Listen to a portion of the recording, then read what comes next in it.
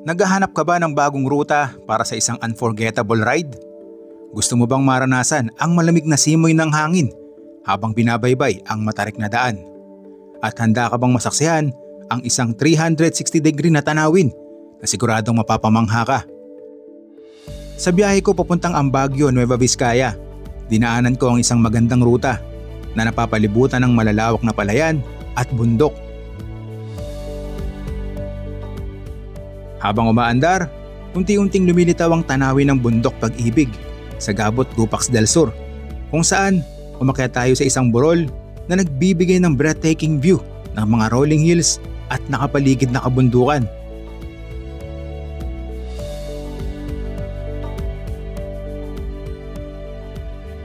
Marami pa tayong nadaanan sa biyahe, mga kabukiran na tila walang katapusan ng ganda. At ang Bato Bridge. Habang papalapit tayo ng Baguio, ramdam ang lamig ng panahon. Ang daan ay naging mas matarik at sa ilang bahagi, binalot ng makapal na fog ang paligid. Pero sa kabila ng hamon ng pag-akyat, sulit ang lahat ng marating ko ang Skyscape 360, ang tinaguriang Little Baguio ng Nueva Vizcaya. Dito, isang napakalawak na tanawin ng bumungad, 360 degrees views ng mga bundok, lambak at nakakalulang tanawin. Mai-enjoy mo ang pagkain sa napakagandang tanawin na makikita mo rito sa Skyscape 360. Kaya hindi lang tanawin ang mag-enjoy kayo dito, pati food trip okay dito.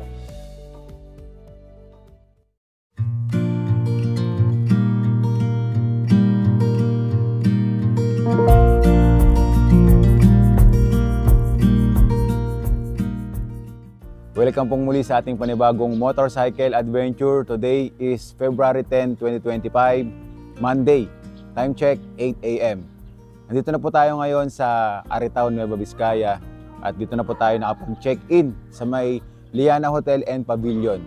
Pagkatapos po nating puntahan ang Sitio de Victoria, Rolling Hills. Ito yung mga rooms na available dito. Ito naman yung room na natuluyan natin. Ito yung parking nila. Yan, ito yung mga motor natin. Pakita ko sa inyo yung loob ng room. Meron ng 2 kama. Siyempre, air condition, may TV, at electric fan. Ito naman yung CR nila dito. Yan, okay din.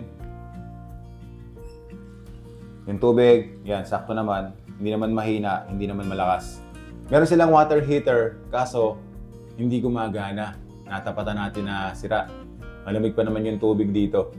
Pero ang kagandahan, makaka-request naman tayo na humingi ng kulong tubig dito sa mga nagmamanage ng hotel. Kagaya kanina, binigyan tayo ng 2 thermos na tubig na mainit.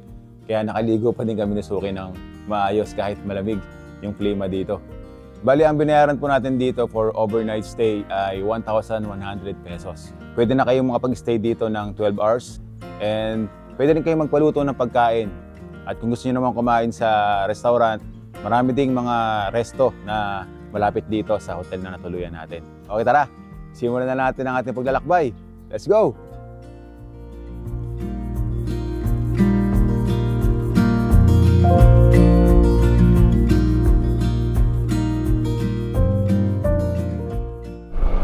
Okay, nasa biyahe na tayo papunta sa Skyscape 360 ng Baguio, Nueva Vizcaya. So mula dito sa bayan po ng Aritaw, magmomotor pa tayo ng 54 minutes, 35 kilometers at mararating na natin ang ating destinasyon. Yung pupuntahan po natin na bayan po ng Baguio, kilala po yan sa mataas na bayan, mabundok at syempre malamig na klima. Kaya po tinagurian din itong Little Baguio ng Nueva Vizcaya.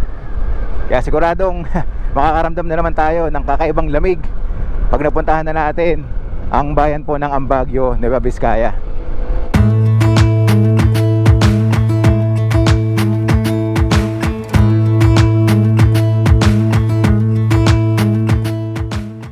Meron tayong dadaanan dito na rolling hills. Ayan o, yung bundok sa harapan natin. Sa tuwing tayo ay dumadaan dito, talagang napapamangha tayo sa tanawin na ating nakikita rito. Tingnan nyo naman guys, isang dambuhalang rolling hills yung makikita natin dito. At mukhang may daan dun sa isang mababang burol. Subukan nating pasukin. Tingnan natin kung makakakit tayo dun sa tuktok ng burol na yun, yung maliit lang. Ito, may daan dito.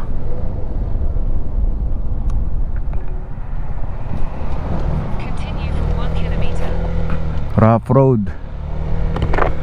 Hindi lang ako sure kung kakayanin ng motor natin na makapunta doon sa bandang taas. Subukan natin. Tingnan natin kung ano yung tanawin na makikita natin dito. Yeah, taas din to Whoa. Let's go. Wala tayong aatrasan. Basta kaya ng motor, papasukin natin yan. Ayun. Wow. Tingnan nyo yung tanawin guys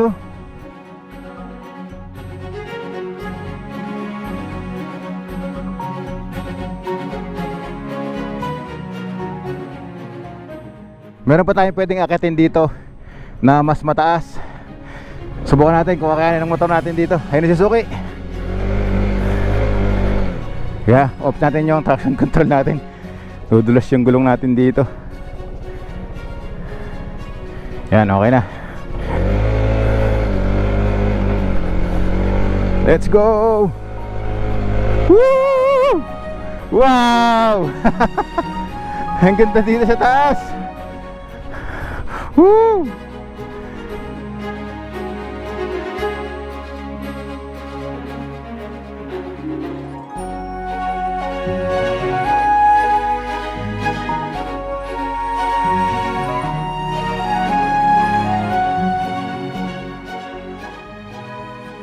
Okay, narating na natin yung taas ng burol.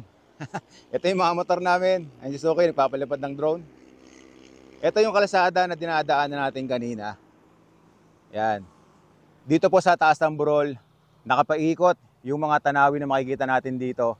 Malawak na palayan. Samahan mo pa ng mga natatayugan na rolling hills. Itong nasa harap natin guys. Ito, ang lapit lang sa atin ng bundok na ito. Nasa tuwing tayo ay dumadaan sa kalsada dito sa Vizcaya, talagang napapatulala tayo dito sa ganda ng bundok na nakikita natin. Sana mapasyalan nyo din to guys. Ang ganda dito. Ingat lang po tayo dahil medyo may katarikan po yung pag-akyat sa pinaka taas netong burol. Pero sulit naman sa tanawin kapag andito na kayo sa taas.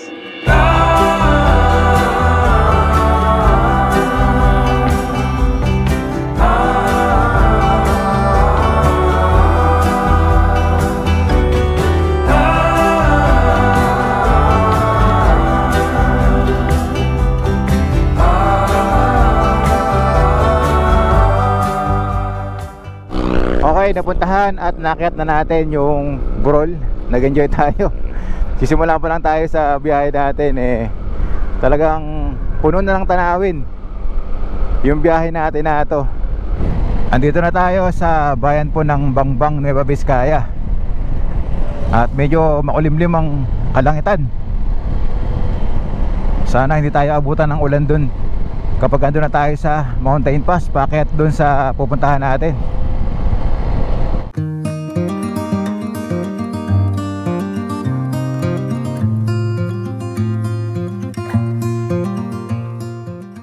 Dito sa bayan ng Bangbang, Nueva Vizcaya, mag-e-enjoy ka din sa road trip mo dito. Dahil ito yung mga dadaanan mo dito habang binabaybay mo yung kalsada nila. Malawak din na palayan. Tapos nakapaikot din yung scenery, no?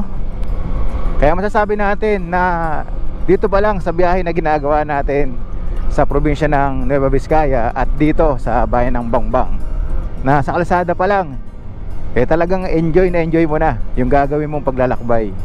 Kapag kayo pupunta ng rehiyon ng Cordillera o pumunta kayo ng Cagayan, dadaan din kayo dito sa probinsya ng Nueva Vizcaya. At dadaanan nyo din itong sinasabi kong part ng kalsada ng bayan ng Bangbang na mayroong luntian na tanawin.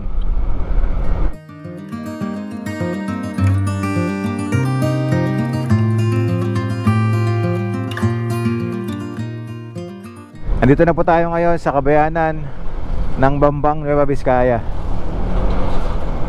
Kaya medyo marami na tayong nakakasabayan na sasakyan dito. Dito marami na kayong pwedeng mabili oh. May mga titinda ng mga gulay, iba't ibang paninda yung pwede nyo mapili dito. Then pwede na rin kayong huminto rito para kumain dahil nakikita ko na maraming pwedeng kainan dito.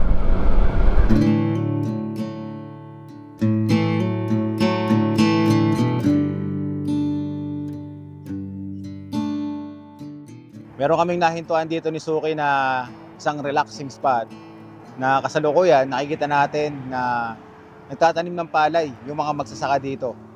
Ang kagandahan, yung pwesto ng palayan nila dito talagang maganda dahil nga nakapalibot din yung scenery na makikita natin dito. Kasalukuyan nakikita pa natin may nag-aararo ng bukid. So sa mga kagaya namin na manlalakbay gamit ang motorsiklo, yung ganitong mga pagkakataon na meron tayong nadadaanan, talagang hinihintuan namin to. Yung tipong tatambay ka sa isang gilid, pansamantala, habang nagpapahinga, nilalangap yung sariwang hangin. Tapos nakikita natin kung paano sila magtanim dito sa Nueva Vizcaya. Kaya masasabi natin na mayaman din sa palayan itong probinsya ng Nueva Vizcaya.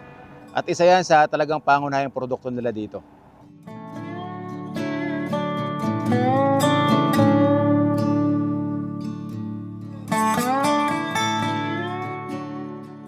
Sa bawat biyahe na ginagawa natin sa iba't ibang probinsya, pinipilit talaga natin na ibahagi sa inyo yung na-experience natin habang tayo ay nasa biyahe, no? Hindi lang yung mga pagkain, tapos yung mga tanawin na pinapakita ko sa inyo, pati yung mga pangunahing produkto na meron sila dito, no? Para ma-feel nyo din kung gaano kasarap magmotor at puntahan yung magagandang spot sa bansa natin.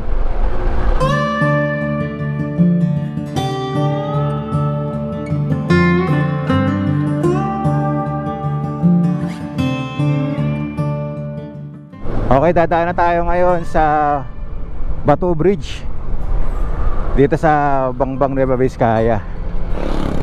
Ang haba din ng tulay na ito. Ayan, makikita nyo yung pangalan dito sa dulo, Bato Bridge. Wow! Tignan nyo yung view sa tulay oh, habang dinadaanan natin. Tapos tanaw yung mababaw na ilog dun sa baba. Itong Bato Bridge, may haba po itong 390 meters. At sa pagkakaalam ko, ito yata yung pinakamahabang tulay dito sa probinsya ng Nueva Vizcaya. Mula doon sa umpisa, yun po ay sakop ng bayan ng Bambang. And then pag natagos na natin to, yung pinakadulo, ito na yung bayan naman ng Bayungbong, Nueva Vizcaya.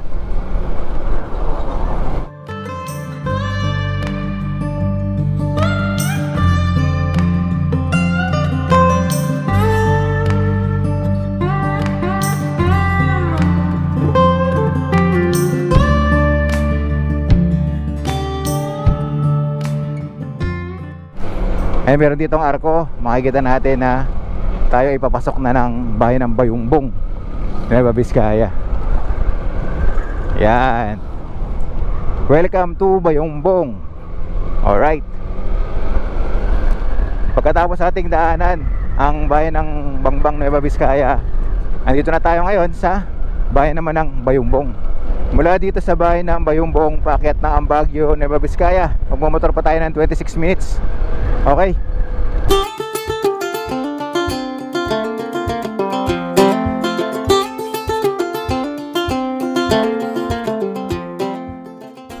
Madadaanan nyo din yung ganito kagandang view sa kalsada ng Bayungbong, Nueva Vizcaya. Wala kang tulak kabigin sa mga bayan na meron ng Nueva Vizcaya, no? Yung makikita mo simula doon sa Maliko, sa Aritao, Bambang, hanggang dito sa Bayungbong, talagang enjoy na enjoy yung magiging ride nyo dito.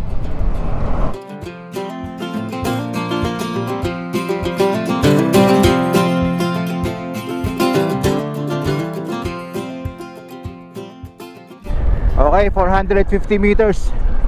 Liliko tayo sa kaliwa. Paakyat na to siguro ng ang Baguio. Bali dito sa bayan ng Bayumbong yung lilikuan natin, papunta doon sa ating destinasyon. Ito, kaliwa tayo dito. Off tempo lang dahil may mga dumadaan sasakyan. Okay. Bayumbong Sanitary Landfill Facility. So sa mga makakapanood po ng video na to, kung magugustuhan nyo yung pupuntahan natin, yan, tandaan nyo lang yung ruta na dinadaan na natin para hindi kayo mahirapan na hanapin o puntahan.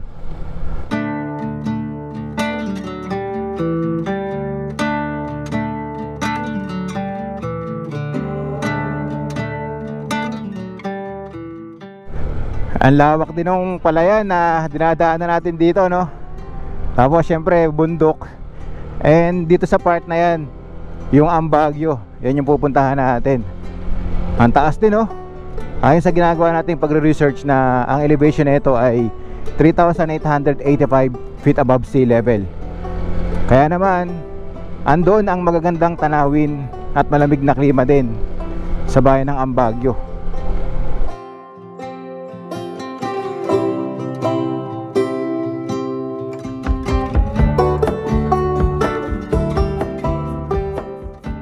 After 250 meters, kakanan tayo dito. Mabahay din pala dito, no? Kahit maliit yung daan. Ito yung lilikuan natin sa kanan.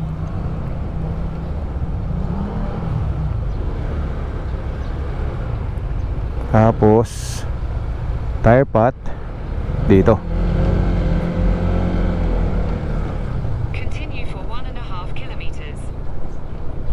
17 minutes, 8.1 kilometers na lang. Ando na tayo sa ating destination.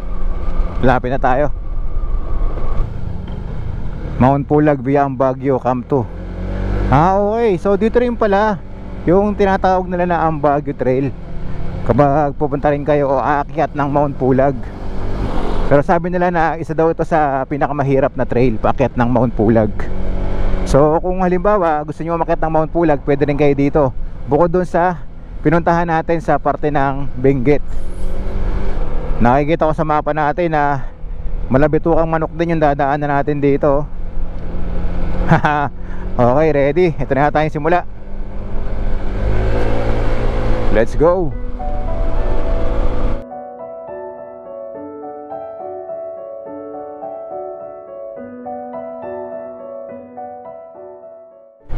Tingnan ninyo yung dinadaanan natin, oh. Ang kapal ng mga punong kahoy. Gubat na to. Pataas tayo ng pataas, kaya mas ramdam natin yung malamig na hangin na sumasalubong sa atin dito. Ito na yung mga disenyo ng kalsada na dinadaanan natin. Bilog na matataas.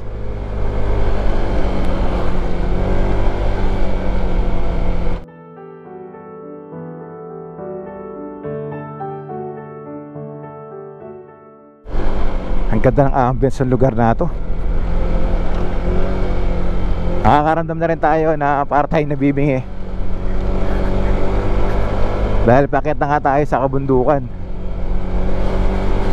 Ang kagandahan sa bundok na nakikita natin dito, makakapal yung punong kahoy. Masasabi natin na virgin forest, oh. Tas ang ganda niya kasi nga yung mga ulap pumahalik doon sa taas ng bundok.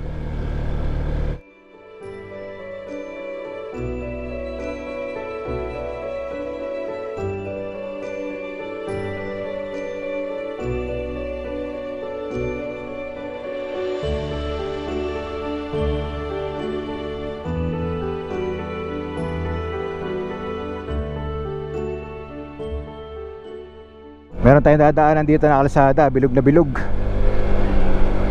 Tapos paakyat. Eto. Wow. Ahon.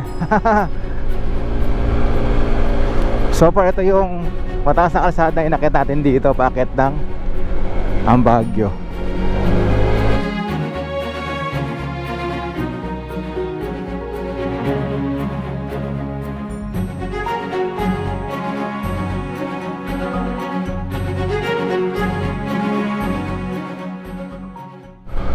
Dito sa right side natin, tanawin na yan, kaso nakaharangan lang ng mga puno. Pag nakakita tayo dito ng open area, hinto tayo para makita natin kung ano yung tanawin na meron. Yung taas na natin, oh.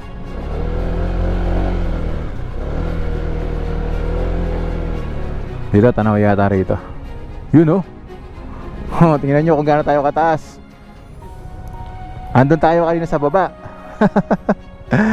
Ngayon, ito na tayo sa mataas na bahagi. Kaya tanaw na tanaw natin yung kapatagan. Tapos yung ilan sa mga tuktok ng kabundukan na dinaanan natin kanina, oh.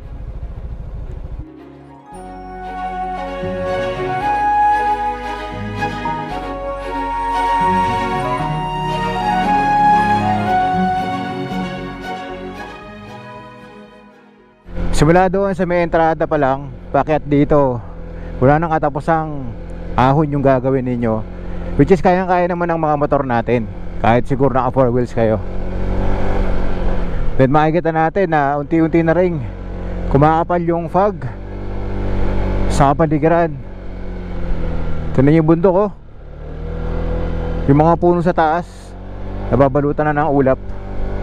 Dito daw sa Ambagyo, madalas daw dito tuwing umaga tas hapon makikita natin yung sea of clouds. 2 minutes na lang, ando na tayo sa Skyscape 360.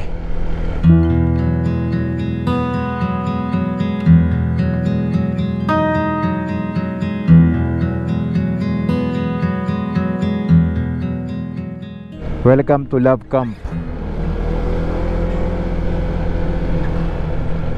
Bukod pala sa Skyscape, meron pa tayong pwedeng puntahan dito. Yun, oh, yung dinaanan natin kanina na spot. Pero ito yung sikat dito sa Ambagyo, eh, Skyscape 360. Tingnan niyo yung tuktok ng bundok. Ang kapal ng ulap, oh. Wow. Ayan na. Ramdam na natin talaga yung nanunuot na lamig.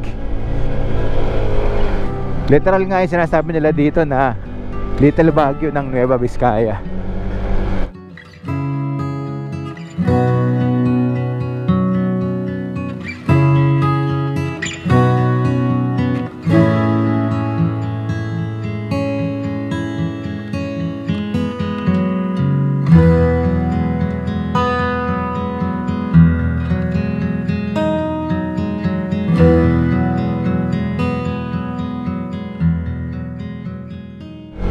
Ito may nakasulat na Ambagyo. Ay, ito sa kaliwa natin, Skyscape 360. Sharp left. Okay, dito tayo. Sharp left pala to. Ingat po tayo sa pag-akyat. In 300 meters, make a U-turn. Yan, dire-diretso lang.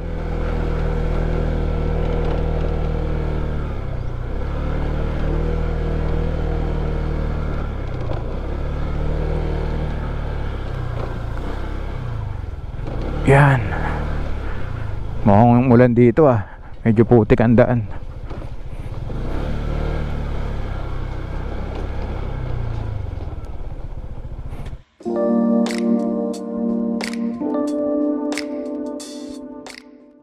Tingnan ninyo yung lupa dito sa bundok, oh. Yung kulay niya kulay pula. Oh. Galing. Kaya kung makikita natin yung lupa sa baba, kulay-kulay yung nilalakaran natin. Sabi nila, yung mga ganitong klaseng lupa daw, okay daw yan para sa mga pananim na gulay. Kaya dito makikita natin sa Ambagyo, marami din na nagtatanim ng mga gulay dito. May mga palayan, yan. Kasi mataba ang lupa dito sa Ambagyo, Nueva Vizcaya. Hello po, good afternoon. Yan, kailangan natin magbayad dito kay Madam. Magkano po entrance fee? 50, sir. 50 pesos per head. Bukod doon, wala na pong babayaran. Okay po.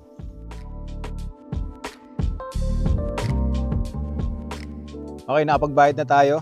So, pwede na tayong umakyat doon sa view deck nila.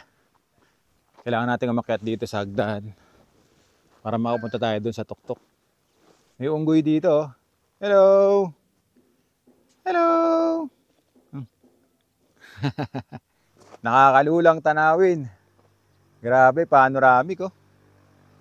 Dito sa bundok, meron silang ginawang hagdan. Sementado na ito. Paakyat dun sa view deck.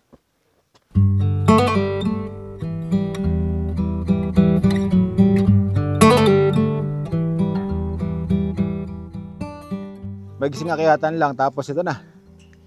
Ibubungad sa atin dito. Wow. Nakakalula yung tanawin.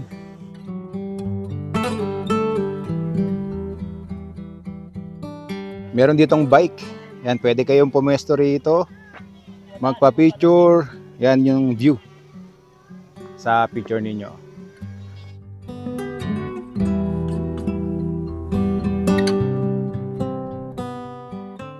Dito sa itaas, makikita natin yung mga bayan na dinaanan natin kanina. Kagaya ng Aritaw, ng Bangbang, Bayungbong. Tapos yung Solano daw, kita rito. Mula dito sa taas, makikita natin ang daming mga bahay. Tapos napaikot yung mga bundok.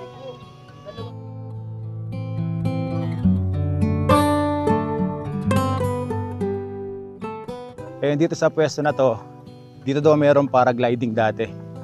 Kaso wala na ngayon. Hindi natin naabutan. Tignan nyo guys oh. Lawak. Ito yung mas mataas na burol na makikita nyo rito.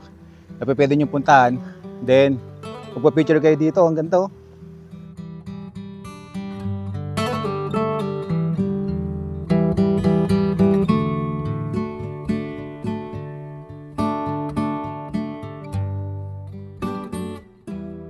Ate, dito po dati may paragliding. Yes, sir. Kaya pala may mga ganitong picture no, or drawing. Yes, sir. Skyscape 360 ang Baguio Nature Camp. Start na, sir. Doon nagsisimula sa taas. Okay.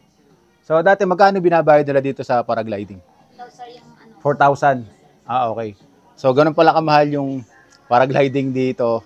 Pero kung kaya naman, pwede nyong ma-experience din na mag-paragliding. Pa tayo dito ng summer. Dahil sa ngayon ay wala silang paragliding.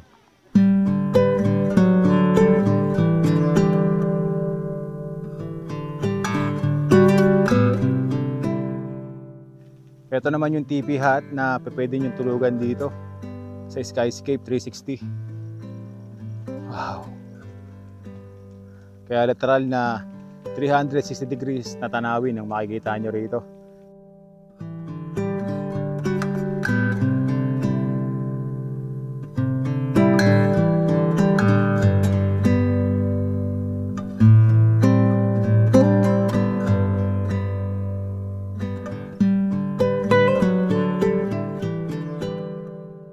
Ang kagandahan dito sa Skyscape 360, pwede tayong mag-order ng pagkain dahil meron ditong restaurant sa pinaka-view deck nila. So ito yung in-order natin na pagkain. Fish fillet, tapos merong sunny side up na egg sa sinangag. Ito naman yung in-order ni Suki. Ayan. Langgunisang bawang na may kasamang itlog, sinangag, gulay at suka. Yan ang mga pwede ninyong mabili dito. Rice meal, meron silang coffee shop. Pwede kayong bumili ng kape at pwede rin kayong bumili ng mga cold drinks nila dito. At syempre dahil mahilig nga tayo sa brewed coffee at free yan kapag nag-order kayo ng rice meal. And kay Suki naman ito. Tsaa, dahil si Suki hindi nagkakape. So, ang isa sa talagang magugustuhan mo dito habang kumakain ka, tingnan nyo naman yung tanawin sa kanan natin. May-enjoy mo ang pagkain sa napakagandang tanawin na makikita mo rito sa Skyscape 360. Kaya hindi lang tanawin ang mag-enjoy kayo dito, pati food trip okay dito. Kaya tara, kain na tayo.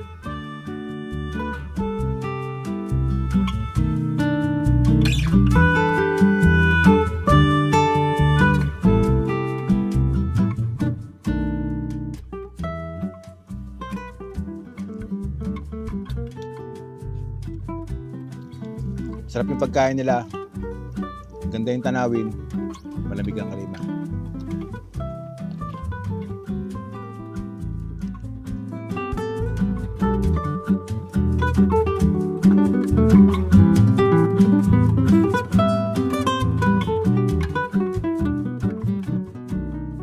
Merong view deck dito. Ito yung spot na magandang pwesto para magpa-picture. At yung mga tanawin na nakikita natin dito, yung malawak na yan, diyan nakapwesto ang Sea of Clouds kapag maganda ang panahon dito. Pangkaraniwan, lumalabas daw ang Sea of Clouds dito tuwing umaga, saka minsan hapon. Hindi lang natin natsyempohan dahil ngayon ay mahamog. Ilang araw na ding umuulan dito sa Ambagyo kaya hindi natin natsyempohan yung Sea of Clouds dito.